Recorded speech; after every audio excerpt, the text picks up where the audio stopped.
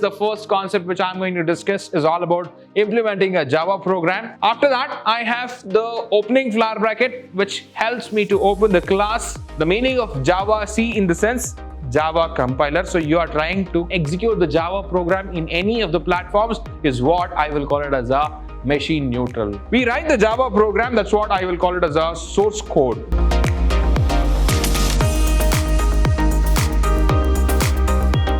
Hello everyone, I welcome all of you to the fourth session on overview of Java language. Hope all of you have seen the previous session. Suppose if you have forgotten to watch, I recommend all of you to go back and check the previous sessions. So please don't forget to click on the like button, and if you have not subscribed to the channels, please click on the bell button below. Alright, so guys, without wasting much of your time, let me get into the session.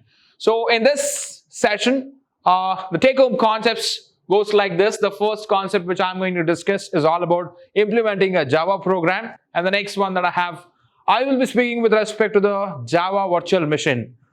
JVM is what I will call it as a Java virtual machine. In fact, I have spoken about this in the previous sessions too. Alright, so I have command line arguments, and the next one, followed by that, I will be speaking about the next important thing, that is typecasting. So this is one of the important topic that you need to listen to me in this session.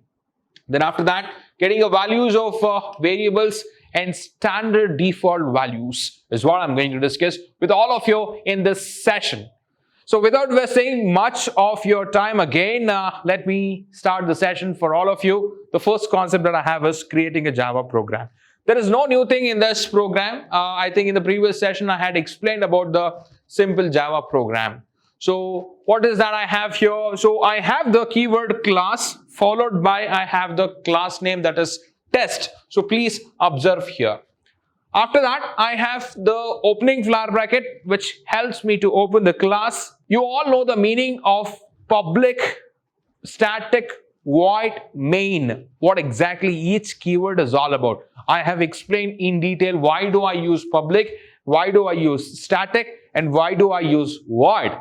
And also I have spoken about the command line arguments in my previous session itself. So you all know about it.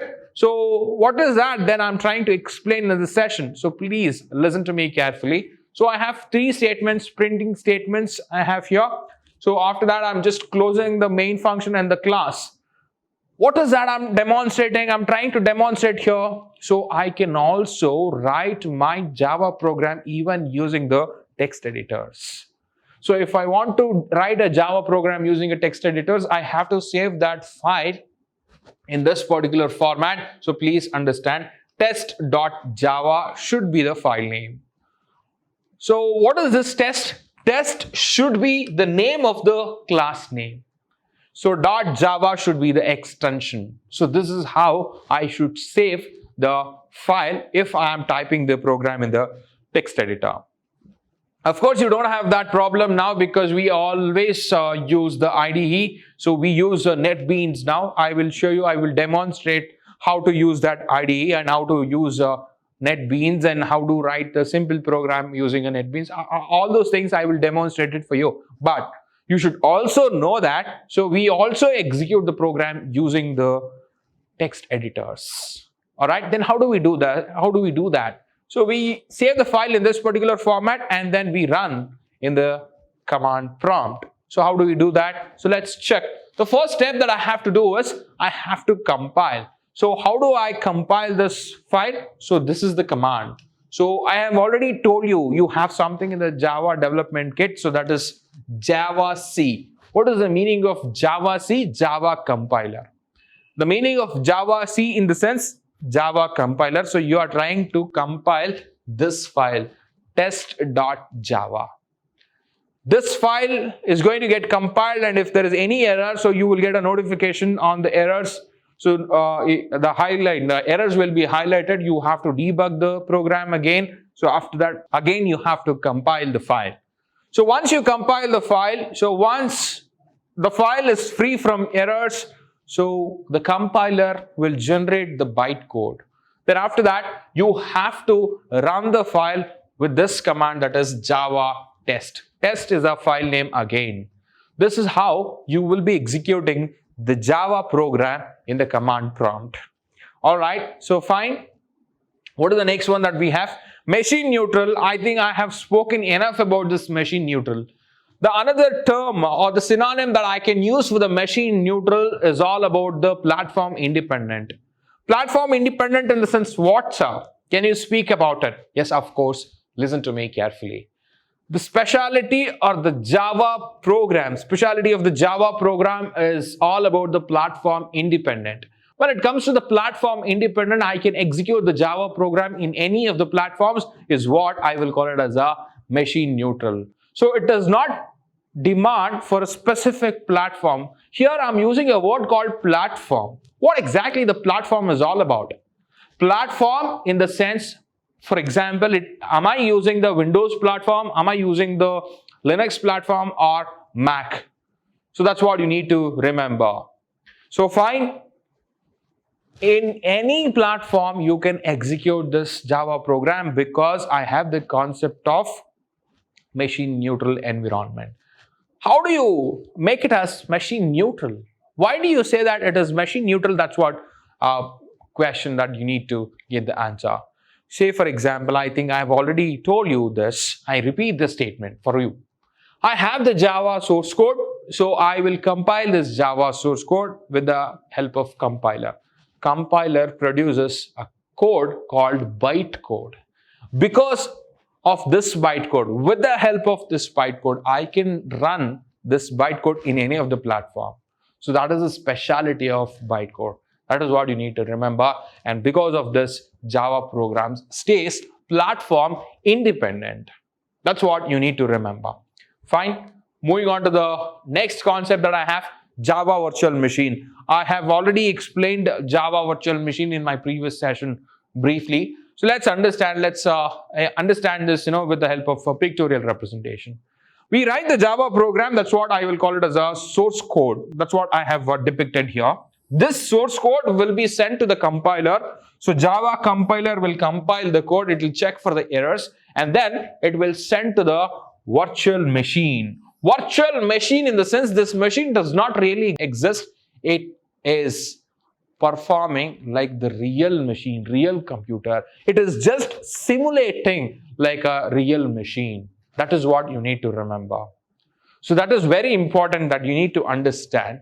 So fine. So sir, when you have the bytecode, can I execute this bytecode itself? No, I cannot execute the bytecode because I am in the halfway through.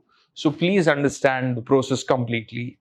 I have the bytecode in the virtual machine. Again, that bytecode will be passed to the Java interpreter and Java interpreter will generate the suitable native machine code. So only then the execution states or the state of the execution completes is what you need to understand. The state of the Java virtual machine or the functionality of Java virtual machine is a virtual machine is virtual. It does not physically exist, but it simulates the complete activity of the computer. That is the specialty of Java virtual machine. Probably you would have used Oracle VMware, like virtual machine. So have you tried installing the VirtualBox? So if not, I suggest you install and try how to work with VirtualBox, Oracle VirtualBox. All right, so you will get an idea about it, so that it will be very easy for you to understand this. You just read about or you just watch some YouTube videos with respect to the VirtualBox, Oracle VirtualBox. All right, this is all about the virtual machine that you should know. The next important thing, okay, in this session the take-home topic is what I would like to tell you, typecasting. Converting the type of a variable from one type to another type is what I will call it as typecasting. So what exactly typecasting is all about then? So what is the syntax to convert from one type of variable to another type of variable? So is what we are trying to understand. So please observe the syntax here. So this is the main syntax that you need to remember to convert the type of variable from one type to another type. So let's take an example. So don't worry about the statements. So this two statements, if you understand, rest everything is same. That's what we have tried to explain here. Listen to me carefully. I'm creating a variable of type int and I'm storing the integer value in the variable int. So fine. After that, I have the variable. So please observe here. I have the variable here. So what is this variable? I have the n as a variable and this variable of type byte. So I have different type of data now. So int is different and byte is different. So what is that I'm trying to do now? So please observe here. So inside this, I'm giving byte. Okay. Outside the parenthesis, I'm giving the variable of type int. So m is of type int. I'm converting this variable of type int to byte. That is what you need to remember here. Hope you understood. All right. So guys, I'm trying to convert the integer variable to of type byte is what you need to remember, and then this value will be stored in the variable n, which is of type byte again. So this is what I will call it as a typecasting. Explicitly, I'm converting this. Explicit in the sense forcefully you are doing it. So I have something called implicit conversion. That's what I will call it as auto conversion. When it comes to automatic conversion, you need to remember automatically the system will convert if it is capable of converting it. What exactly it means? If the precision is allowing to convert, so then automatically it will convert. So otherwise, it will not be able to convert. What is the meaning of it, sir? Imagine I will give you 3 pizzas, all right? So you have 3 pizza with you. Suppose if you are able to have that pizza, then you will have.